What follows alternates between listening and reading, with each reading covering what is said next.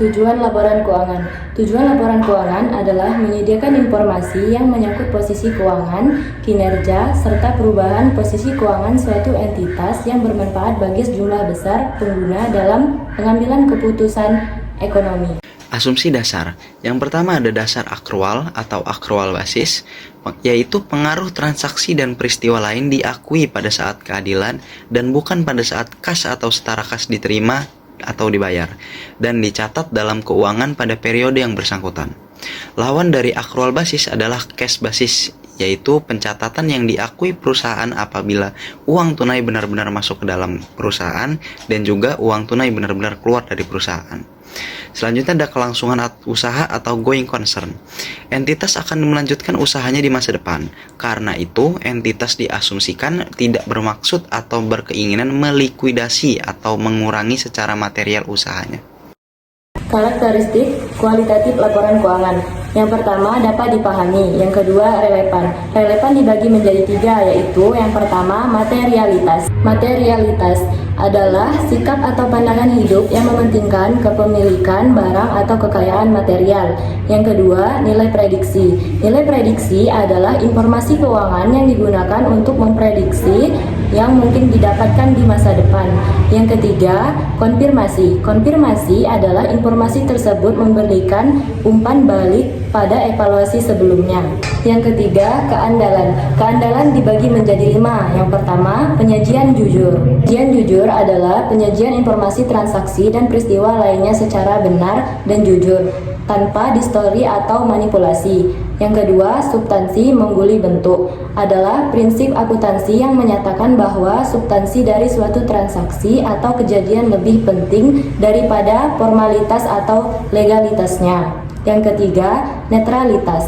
Netralitas adalah suatu kecenderungan untuk tidak dalam suatu konflik atau fisik atau ideologis yang mungkin tidak menunjukkan bahwa pihak-pihak yang netral tidak berpihak.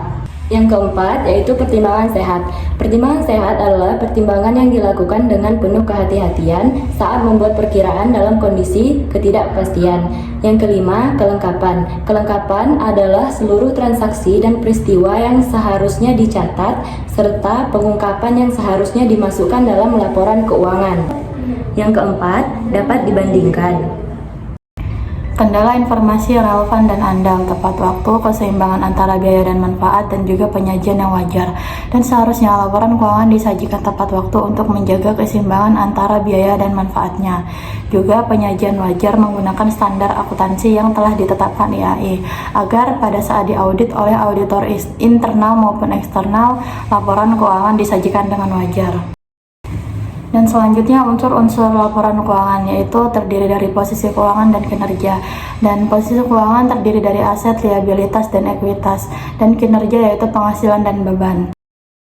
Pengakuan unsur laporan keuangan. Nah, pengakuan unsur laporan keuangan ini merupakan proses pembentukan suatu pos yang memenuhi definisi unsur serta kriteria pengakuan dalam neraca dan laporan laba rugi.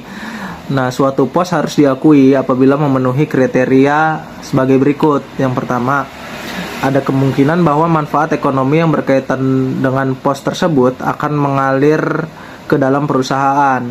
Terus yang kedua, pos tersebut mempunyai nilai atau biaya yang dapat diukur secara andal. Selanjutnya, pengukuran. Pengukuran adalah proses penetapan jumlah uang untuk mengakui dan memasukkan setiap unsur laporan keuangan dalam neraca dan laporan laba rugi. Dasar-dasar pengukuran yang dapat diterapkan. Yang pertama ada biaya historis.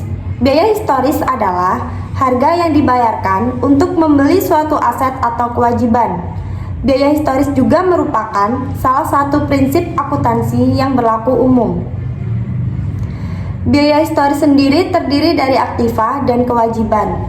Aktiva dinilai sebesar pengeluaran kas atau setara kas yang dibayar, atau nilai wajar dari imbalan yang diberikan untuk memperoleh aktiva tersebut pada saat perolehan.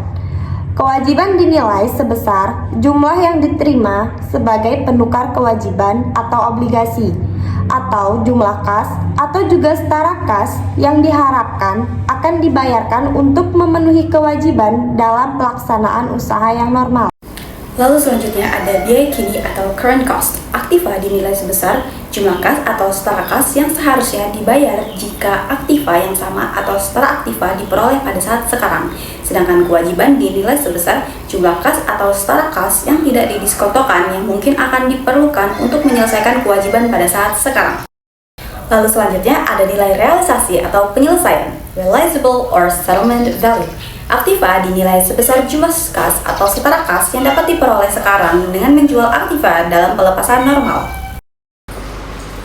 Kewajiban dinilai sebesar nilai penyelesaian, yaitu jumlah kas atau setara kas yang tidak didiskontokan yang diharapkan dibayarkan untuk memenuhi kewajiban dalam pelaksanaan usaha normal. Selanjutnya, nilai sekarang present value. Yang pertama, aktiva dinilai sebesar arus kas masuk di masa depan yang didiskontokan ke nilai sekarang dari pos yang diharapkan dapat memberikan hasil dalam pelaksanaan usaha normal. 2. Kewajiban dinilai sebesar arus kas keluar di masa depan yang didiskontokan ke nilai sekarang yang diharapkan akan diperlukan untuk menyelesaikan kewajiban dalam pelaksanaan usaha normal.